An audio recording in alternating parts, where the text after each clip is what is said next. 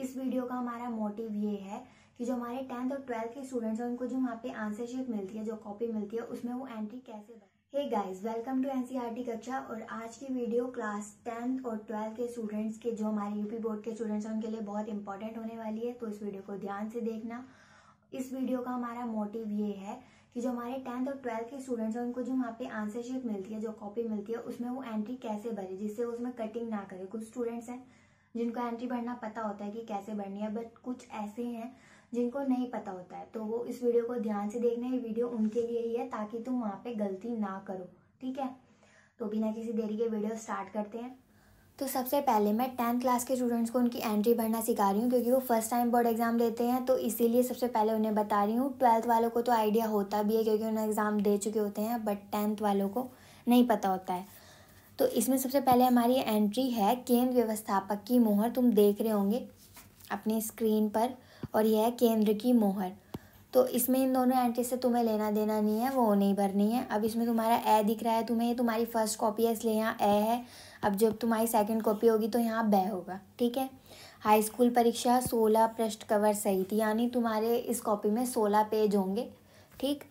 परीक्षार्थी उत्तर पुस्तिका के किसी भी भाग में अपना नाम लिखें, नाम ना लिखें, मतलब किसी भी पेज पे तुम्हारा नाम नहीं होना चाहिए, कभी तुम लिख दो। केंद्र अध्यक्ष एवं कक्ष निरीक्षकों को यह अधिकार होगा कि वे परिषद की परीक्षा में सम्मिलित होने वाले परीक्षार्थी की तलाशी ले सकते हैं, मतलब चेकिंग कर सकते हैं वे कहीं तुम कोई चीज़ लाए तो नहीं हो, फर्रा वगैरह ऑल। तो अब आगे परीक्षार्थी उत्तर पुस्तिका के पृष्ठ भाग पर दिए गए निर्देशों को ध्यानपूर्वक पढ़े तथा सावधानी से पालन करें। मतलब जो तुम्हें इस पेज पर जो इंस्ट्रक्शन दिए हुए हैं उनको तुम अच्छे से पढ़कर फॉलो करना। निम्नांकित क्रमांक 1 से 6 तक की पूर्ति परीक्षार्थी स्वयं करे। तुम्हें सीरियल नंबर 1 to 6 तक जो एंट्रीज हैं वो तुम्हें भरनी है। इस उत्तर पुस्तिका का प्रयोग करने से पहले परीक्षार्थी यह भी देख ले कि उस पर वही वर्ष परिच्छेदित है जिस वर्ष में परीक्षा दे रहा है। अगर तुम मान लो 2022 में अपना पेपर दे रहे हो तो यहाँ पे तुम्हारा वो छेदों में वो तुम्हारा 22 लिखा होगा, अगर तुम 23 में दे रहे हो तो 23 लिखा होगा, ठीक है। तो तुम यहाँ चेक कर लेना एक बार।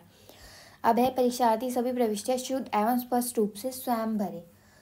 तो तुम्हें यहाँ पे साफ साफ अच्छे से लिखना है कि तुम्हारी क्या क्या एंट्रीज़ हैं, क्या क्या रोल नंबर हैं। तो अब स्टार्ट करते हैं। पहला है हमारा परीक्षार्थी का अनुक्रमांक। अनुक्रमांक यानी रोल नंबर, और वो भी उन्होंने मांगा है अंकों में।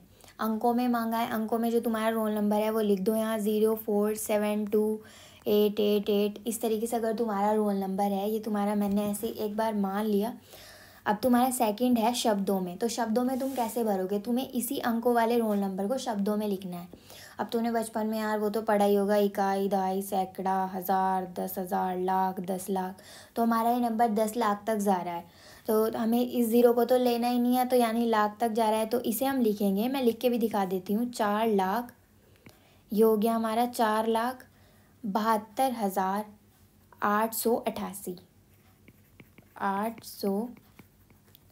888, ठीक है। अब तुम्हारी अगली एंट्री है विषय एवं प्रश्न पत्र। तो विषय जो तुम्हारा जिस सब्जेक्ट का एग्जाम है, अगर भौतिक विज्ञान का है तो यहाँ भौतिक विज्ञान लिख दो, इंग्लिश का है इंग्लिश लिख दो, हिंदी का है हिंदी लिख दो। अब प्रश्न पत्र, अगली एंट्री है प्रश्न पत्र। प्रश्न पत्र मतलब तुम्हारा भौतिक विज्ञान का एक ही पेपर होता है, तो तुम यहाँ प्रश्न पत्र के आगे लिखोगे केवल एक ही पेपर होता है, क्योंकि अगर तुम्हारे 2 होते तो तुम यहाँ जो पेपर होता पहला होता तो पहला लिखते, दूसरा होता तो दूसरा लिखते, वो तुम्हें ध्यान ही नहीं देना है, तुम्हें बस यहाँ केवल लिखना है, ठीक है। अब यहाँ है प्रश्न पत्र पर अंकित संकेतांक।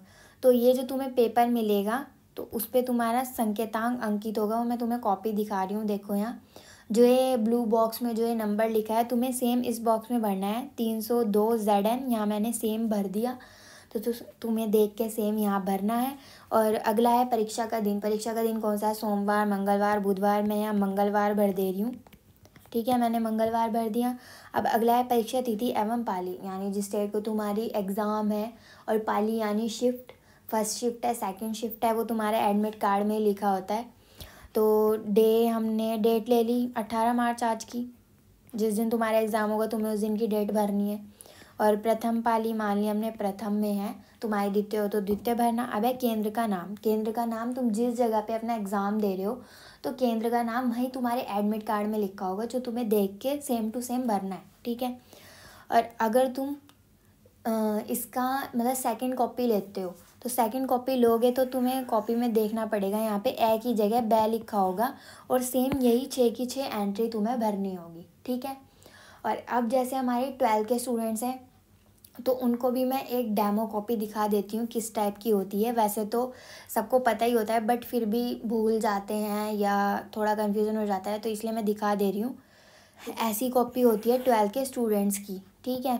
तो अब इसमें मैंने वही एग्जांपल ले रखा है, जैसे तुम्हें परीक्षार्थी का अनुक्रमांक भरना है तो तुम्हें मैंने पीछे बताया है, तुम यहाँ पे जिस हिसाब से तुम्हारा रोल नंबर होगा उसको तुम घर से ही देख के चले जाना कि तुम्हें इस तरीके से शब्दों में लिखना है, क्योंकि कभी कभी वहाँ कन्फ्यूज़न हो जाता है, ध्यान नहीं रहता या कुछ भी। तो तुम घर से एक बार देख लो तुम्हारा रोल नंबर को हिंदी में कैसे लिखना है, ठीक है। और विषय तुम्हारा जो सब्जेक्ट है जैसे मैंने सेम पीछे बताया सेम वैसे ही भर के आना है। और इसमें भी अगर तुम बैक कॉपी लेते हो तो उसमें भी ये 6 की 6 सेम एंट्री होंगी, ठीक है। तो आज की वीडियो में बस इतना ही। उम्मीद है तुम्हारा डाउट क्लियर हो गया होगा। अगर कोई डाउट हो तो कमेंट बॉक्स में पूछ लेना मेरे से, मैं रिप्लाई कर दूँगी। और जिसने इस वीडियो को यहाँ तक देख लिया है तो प्लीज़ लाइक शेयर और सब्सक्राइब कर देना और एक कमेंट भी कर देना, ठीक है। मिलते हैं नेक्स्ट वीडियो में। Bye bye, thanks for watching.